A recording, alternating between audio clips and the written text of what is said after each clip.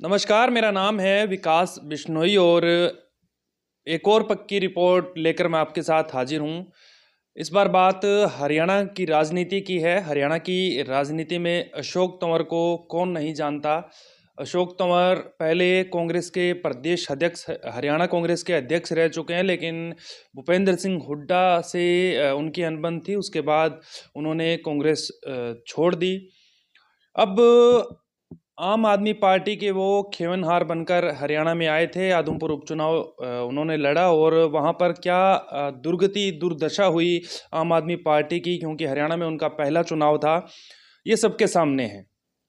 अब शायद अशोक तंवर को भविष्य दिख रहा है और इतने सालों से वो राजनीति में है, सांसद रह चुके हैं, घाट घाट का पानी उन्होंने पिया है, तो अंदाजा हो गया है उनको कि अब आम आदमी पार्टी में शायद रहना उनका ठीक नहीं है। और सोर्सेज के मुताबिक खबर ये है कि अशोक तंवर ने हरियाणा के सीएम मनोहर लाल खट्टर से मुलाकात की है। दिल्ली में ये मुलाकात हुई है।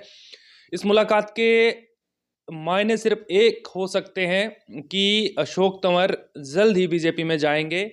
क्या डिस्कस हुआ है, किन चीज़ों को लेकर बातचीत हुई है, और हो सकता है कि दूसरे बड़े नेताओं से भी अशोक तंवर ने, बीजेपी के जो बड़े नेता, उनसे मुलाकात की हो। अब अशोक तंवर के सामने कोई दूसरा विकल्प नहीं है हरियाणा की अगर बात करें तो, क्योंकि कांग्रेस वो छोड़कर आए थे आम आदमी पार्टी में। आम आदमी पार्टी में रहकर उन्होंने सब कुछ देख लिया। अब उनके सामने कांग्रेस के दरवाजे लगभग बंद है। हो सकता है कि कांग्रेस साथी हो, कांग्रेस उनको बुला ले, कांग्रेस हाईकमान, ना कि हरियाणा कांग्रेस। इसमें बड़ी बात यह है, ये बात मैं इसलिए बोल रहा हूँ कि अशोक तंवर की भूपेंद्र सिंह हुड्डा से बिल्कुल नहीं बनती है।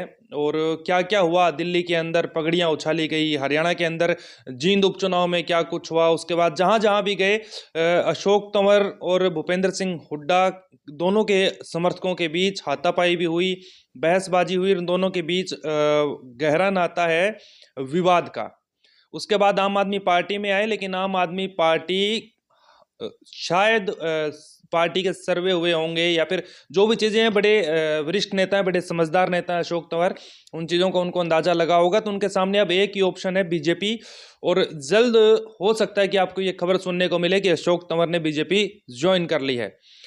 अब बीजेपी उनका कहाँ लाभ ले सकती है, या बीजेपी के अंदर वो जाते हैं तो बीजेपी भविष्य देखकर हमेशा चलती है। समीकरणों, सर्वे के आधार पर पार्टी चलती है। अपने कार्यकर्ताओं की नब्ज टटोलने के बाद पार्टी हाईकमान फैसला करता है। अब अशोक तंवर के सामने दो ऑप्शन है कि अगर वो लोकसभा चुनाव लड़ना चाहते हैं, हो सकता है उन्होंने अगर वो मनोहर लाल जी से बातचीत हुई है डिटेल में, क्योंकि बंद कमरे में बातचीत हुई है, ना उसकी कोई तस्वीर है ना उसकी कोई फुटेज है, ये सोर्सेज से खबर मिली है कि वो मिले हैं। अब इसमें बड़ी और दिलचस्प बात यह है कि अशोक तंवर सिरसा से सांसद रह चुके हैं और कांग्रेस में उस वक्त वो थे। और दूसरी रिजर्व जो सीट हरियाणा में लोकसभा की है वो अंबाला है। तो अंबाला में रतनलाल कटारिया, अब उम्र उनकी ज़्यादा हो चुकी है और बीजेपी जैसा फॉर्मूला यूपी में लागू करने जा रही है कि 75 से ऊपर की उम्र के जो भी उनके सांसद हैं, पूर्व सांसद हैं, उनको इस बार पार्टी टिकट नहीं देगी। ऐसे में हो सकता है कि बीजेपी एक विकल्प देख रही हो अशोक तंवर के रूप में, अंबाला लोकसभा सीट से या फिर सिरसा लोकसभा सीट से, अगर उनको सुनीता दुग्गल का ऑप्शन तैयार रखना है तो। अब अशोक तंवर जब दिल्ली छात्र राजनीति करते थे, जब दिल्ली से आए थे तो महज 10-15 गाड़ियों का काफिला लेकर वो सिरसा आए थे। अजय माकन के वो रिश्तेदार हैं, तो उसका फ़ायदा उनको मिला। और उनकी जो टीम आई थी, जो साथी आए थे, वो सब दिल्ली यूनिवर्सिटी के या फिर अलग अलग जो दिल्ली के कॉलेजेस हैं उनके साथी आए थे। फिर भी क्योंकि उस वक्त कांग्रेस की सरकार पहले से थी और दोबारा से आई, तो उसका उनको फ़ायदा मिला और रिजर्व सीट का भी फ़ायदा मिला और सिरसा से वो सांसद बन गए। अब इसे तुक्का समझिए या उनकी किस्मत समझिए कि अशोक तंवर की एंट्री राजनीति में बड़े ही ज़बरदस्त तरीके से हुई, उसका उनको लाभ मिला। कांग्रेस हाईकमान में उनकी जो नज़दीकियां हैं उनका उनको लाभ मिला। हरियाणा प्रदेश कांग्रेस का उनको अध्यक्ष बनाया गया, लेकिन उसके बाद चीज़ें धीमे धीमे धीमे डाउन होती गई। और उसके बाद जितने भी जब वो कांग्रेस में थे, जितने भी पार्टी की तरफ से जो चुनाव लड़े गए, उसमें कांग्रेस अच्छा प्रदर्शन नहीं कर पाई और इसका दबाव भूपेंद्र सिंह हुड्डा ने कांग्रेस हाईकमान पर बनाया कि प्रदेश अध्यक्ष को चेंज करना होगा, या फिर यूं कहें कि इतना ज्यादा दम घोट दिया गया अशोक तंवर का कि उनको कांग्रेस छोड़नी पड़ी। अब आदमपुर उपचुनाव में भी करता धरता बनकर वो आदमपुर पहुंचे थे और रिवाज बदलने की बातें की थी, आदमपुर में जो मिथक चल रहा उसको तोड़ने की बातें की थी, लेकिन चुनाव से 2-4 दिन पहले ही उन्होंने हथियार डाल दिए थे। वो समझ गए थे कि मुकाबला यहाँ पर जयप्रकाश और भव्य बिश्नोई के बीच में है। और जब नतीजे आए तो सब हैरान रह गए कि जो सत्येंद्र सिंह हर रोज 2-4-5 गांव का दौरा करते थे, हर रोज वो प्रोग्राम्स में जाते थे, जनसंपर्क अभियान चलाते थे, उसके बावजूद ये क्या हुआ कि क्या सत्येंद्र सिंह महज 2000 के करीब वोट पाने के हकदार थे?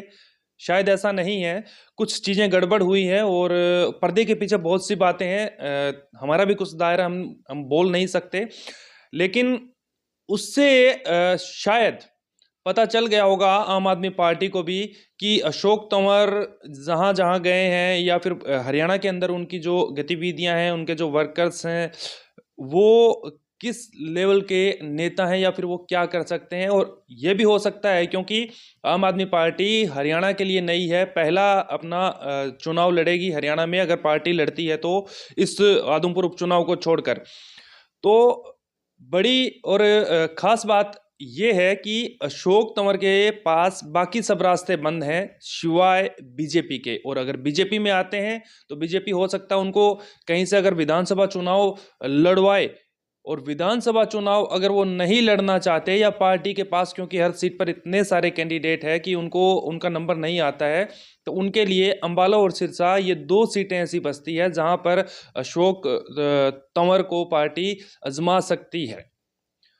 अब अशोक तंवर इस बारे में क्या बयान देंगे, क्या चीज़ें निकल कर आएगी, ये क्योंकि भीतर खाते ये बंद दरवाजे में किसी होटल के अंदर ये सीएम खट्टर से उनकी मुलाकात हुई, तो ये चीज़ें बाहर नहीं आई है।